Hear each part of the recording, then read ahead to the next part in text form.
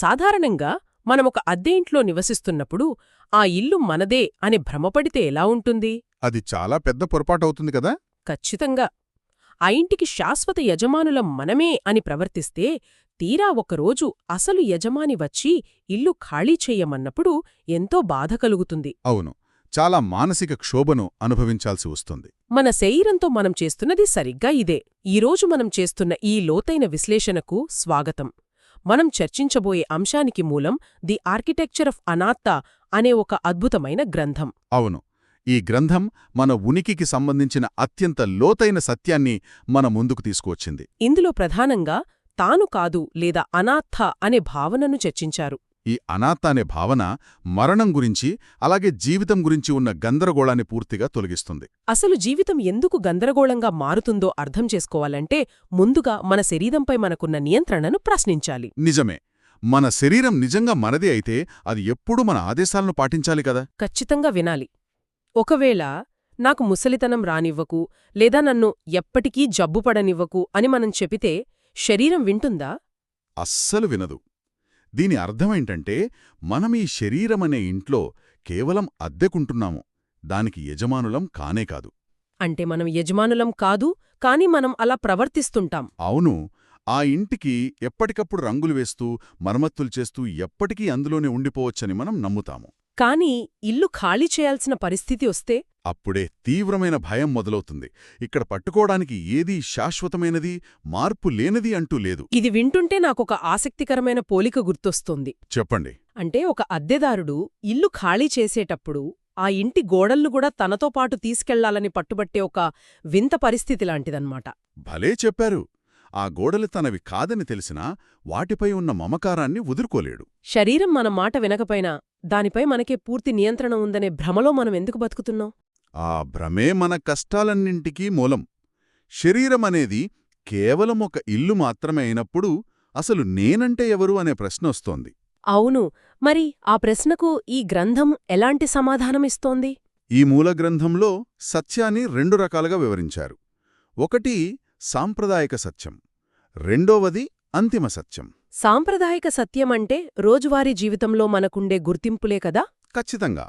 American, Thai, ఉపాధ్యాయుడు, విద్యార్థి ఇవన్నీ కేవలం సాంప్రదాయకమైన లేబుల్స్ మాత్రమే. అంటే ఇవి సామాజికంగా పనికొచ్చే గుర్తింపులు. అవును, కాని అంతిమంగా చూస్తే అక్కడ ఎవరూ లేరు. ఎవరూ లేరా? అంటే మనం లేమా? మరి ఉన్నదేమిటి? ఉన్నదల్లా కేవలం 4 మూలకాలు మాత్రమే. అవే భూమి, నీరు, అగ్ని మరియు వాయువు. అంటే మన ఎముకలు, కండరాలు భూమి మూలకం అయితే రక్తంలాంటివి నీరు అన్నమాట. సరిగ్గా చెప్పారు.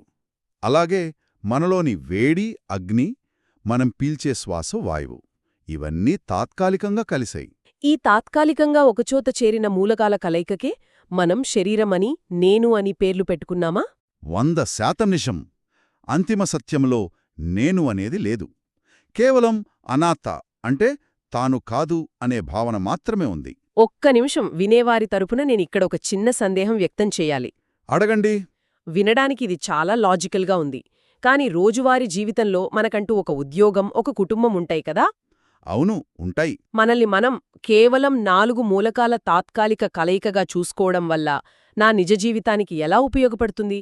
బాధ్యతలు వదిలేలేం కదా? చాలా ప్రాక్టికల్ ప్రశ్న. ఈ అనాత్త భావనను కేవలం మెదడుతో ఆలోచిస్తే సరిపోదు. దీన్ని హృదయపూర్వకంగా అనుభూతి చెందాలి. అంటే మేధస్సుతో అర్థం చేసుకోవడానికి ప్రయత్నిస్తే గందరగోళం వస్తుందంటారా? ఖచ్చితంగా. దీన్ని కేవలం మెదడుతో విశ్లేషించాలని చూస్తే తలపగిలిపోతుంది. అందుకే ఈ సత్యాన్ని గ్రహించడానికి ధ్యానం చాలా అవసరం. ధ్యానం అనగానే నాకొక అద్భుతమైన దృశ్యం కళ్ల ముందు కదులుతోంది. ఎలాంటి దృశ్యం? ఒక భిక్షువు ప్రశాంతమైన అరణ్య మధ్యలో ఉన్న విహారలో ధ్యానం చేయడం. వారు ఆ విహారలో దీన్ని ఎలా అర్థం చేసుకుంటారు? ఆ భిక్షువు ఆ అరణ్య వాతావరణంలో కూర్చుని మేధస్సుతో లెక్కలు వేయరు, శరీరాన్ని గమనిస్తారు. అంటే ఆ ధ్యానంలో శరీరం చేసే పనులను పర్యవేక్షిస్తారా? అవును. ఉదాహరణకు శరీరంలో ఎక్కడైనా దురద వచ్చినా దాన్ని ఏమీ చేయకుండా కేవలం గమనిస్తూ ఉండిపోతారు. ఓహో, అప్పుడు ఆ దురద పుడుతుంది, కాసేపటికి దానంతటదే మాయమవుతుందన్నమాట. సరిగ్గా పట్టుకున్నారు.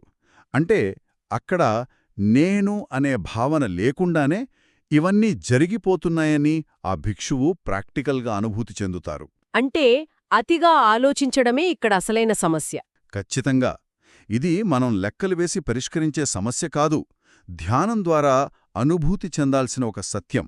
ఎప్పుడైతే ఈ నేను కాదు అనే సత్యాన్ని హృదయపూర్వకంగా అర్థం చేసుకుంటామో అప్పుడు జీవితంలోని భారం మొత్తం తొలగిపోతుందన్నమాట. అవును, ఆ భారం పోయినప్పుడు కుటుంబ జీవితం, పని అంతా చాలా సులభంగా మారుతుంది.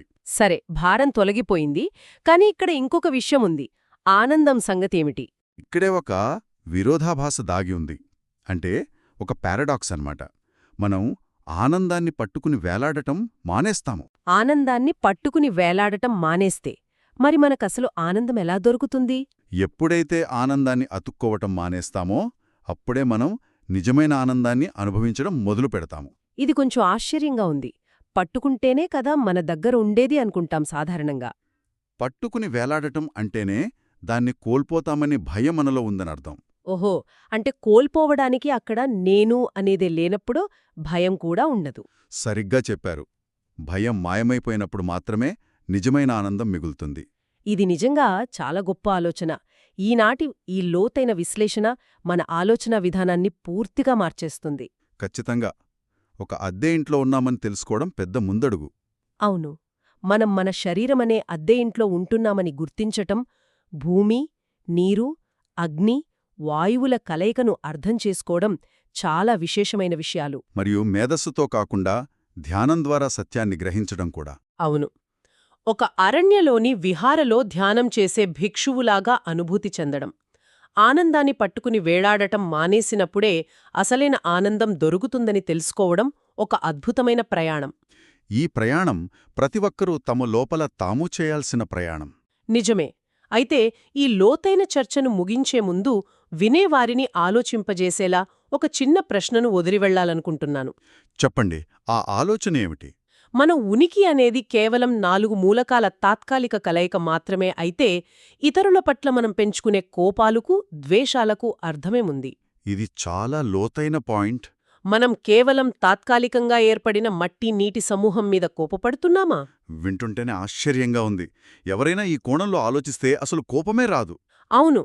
కాబట్టి ఈసారి ఎవరిమీదైనా కోపం వచ్చినప్పుడు ఈ విషయాన్ని ఒక్కసారి ఆలోచించండి. ఆ కోపం ఖచ్చితంగా కరిగిపోతుంది. ఈ అద్భుతమైన ఆలోచనతో ఈనాటి మన లోతైన విశ్లేషణను ముగిద్దాం.